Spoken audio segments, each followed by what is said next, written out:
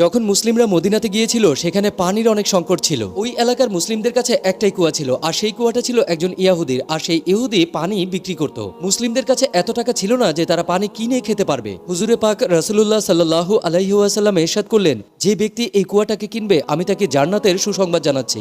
হযরত ওসমান রাদিয়াল্লাহু তাআলা আনহু সেই ইহুদির কাছে গেলেন আর তাকে বললেন, এই কুয়া তুমি আমাকে দিয়ে দাও। কিন্তু সেই ইহুদি কিছুতেই মানছিল না। তখন হযরত ওসমান রাদিয়াল্লাহু তাআলা আনহু বললেন, ঠিক আছে, তুমি আমার কাছ থেকে কিছু টাকা নিয়ে নাও, কিন্তু শর্ত থাকবে একদিন কুয়ার পানি তোমার আর অন্যদিন কুয়ার পানি আমার। ওই ব্যক্তিটা 12,000 দিনার নিয়ে এই প্রস্তাবে রাজি হয়ে যায়। প্রত্যেক দ্বিতীয় দিন যখন হযরত ওসমান রাদিয়াল্লাহু তাআলা আনহু সময় আসতো তখন তিনি মুসলিমদেরকে ফ্রিতে পানি পান করাতেন আর তাদেরকে বলতেন পরের দিনের জন্য পানি সংগ্রহ করে নাও। এতে এমন হতে থাকলো যে ওই ইহুদির কাছে আর কেউ পানি কিনতে যেত না। শেষমেশ আরো 23,000 দিনার নিয়ে ওই ইহুদি হযরত ওসমান রাদিয়াল্লাহু তাআলা আনহুর কাছে ওই পানির কুয়াটা বিক্রি করে যান। তিনি এভাবেই মুসলিমদের বিনা স্বার্থে সাহায্য করেছিলেন। সুবহানাল্লাহ।